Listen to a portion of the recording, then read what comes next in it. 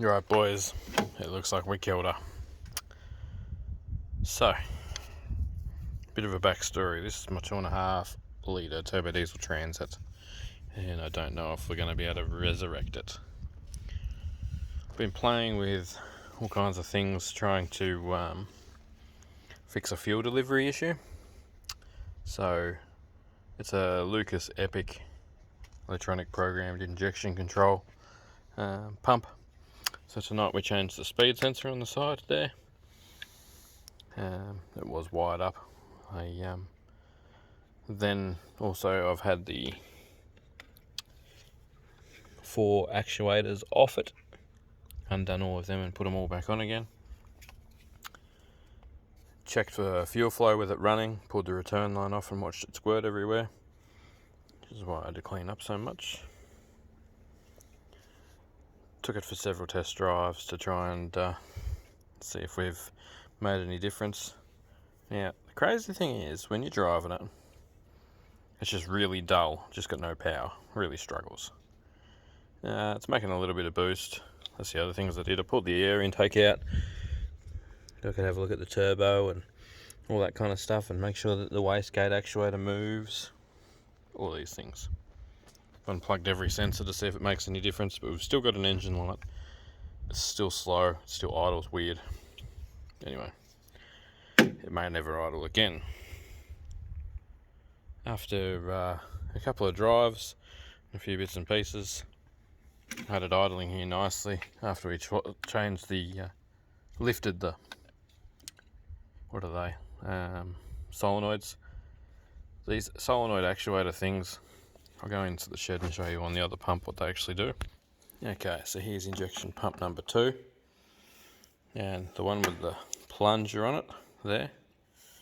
This is the fuel delivery side. This is the fuel return side. So this is a rotary injection pump. So it's got a couple of pistons in here that obviously scavenge off these ports some way or another. As the pump rotates, it's delivered through these bottom 2 ports and relieved through these back 2 ports. As it's rotating around,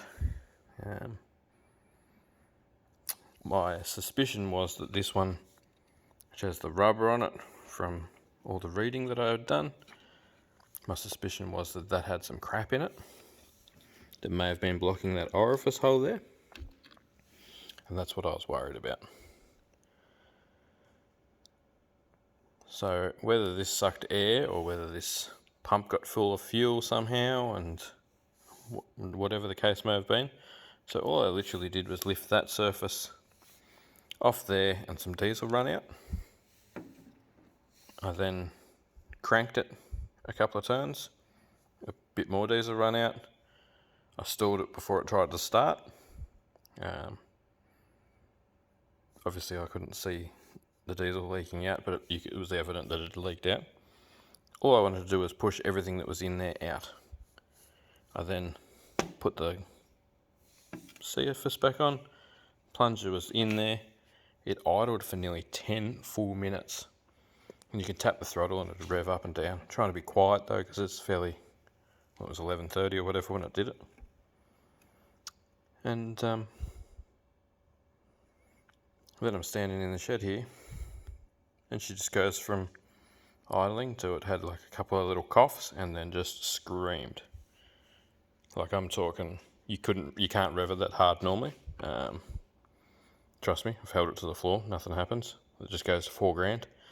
So I'm going to say it was like over 4.5 grand. With God knows, the potential it could have been 5 or 6. Really, it was screaming. Now, as it was screaming, I ripped the intake out, just over there, and stuffed some rags in it. That didn't actually stop it. The return rail for the injectors there started pissing diesel everywhere, obviously because it's just over revving, so the fuel pressure was probably off the show. This thing's only meant to do, 3,500 revs at full noise or whatever they get to. So diesel started going everywhere. I don't know where from completely. It started blowing engine oil vapor and engine oil everywhere. It's all been hosed out. I have a fire extinguisher, a little 4 kilo one, just in my shed door. I ran to the fire extinguisher, thought, because the engine was hot as well, thought this is about to go really pear-shaped. Decided to put it out straight away, dropped the fire extinguisher in there and doused it. That still didn't stop it, it was still screaming. The torch is going flat. It's still probably doing 2,500 revs. I jumped on the brakes and let the foot off the clutch in low gear. Oh, it might have been in second actually. Stepped off the clutch in second gear. Relatively quickly, not flat out, but relatively quickly, so it wasn't slipping, so it couldn't generate any heat, and that choked it out. So it had a whole rag in the turbocharger. This one here that's all twisted and turned. It got probably got a kilo of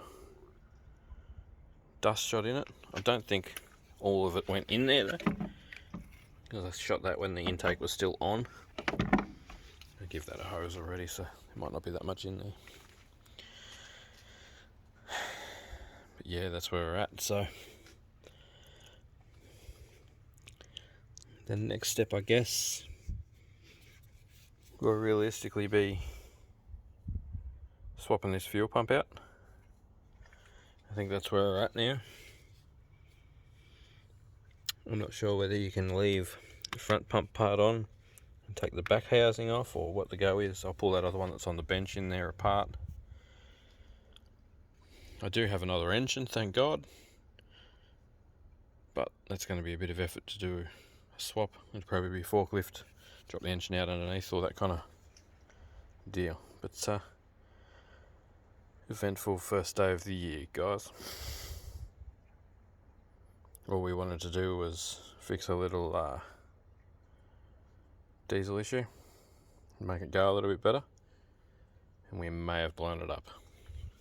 I'm not keen to hit the key again, just in case it goes full insane again and I can't stop it.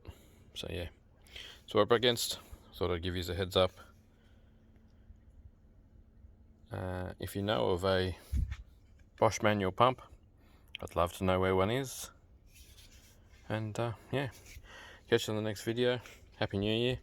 Hope everyone else is having a better day than I am. Catch you in the next one.